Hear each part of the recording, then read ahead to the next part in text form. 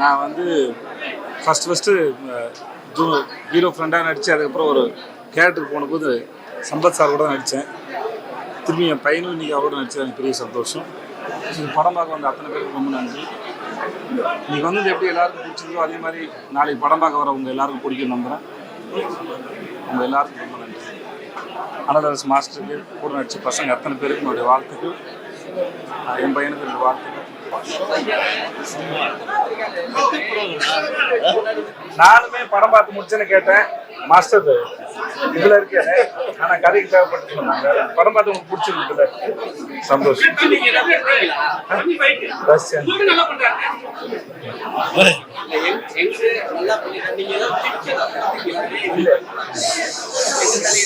எதுவும் கிடையாது, இல்லை சொல்லிக் கொடுக்கறது இல்லை.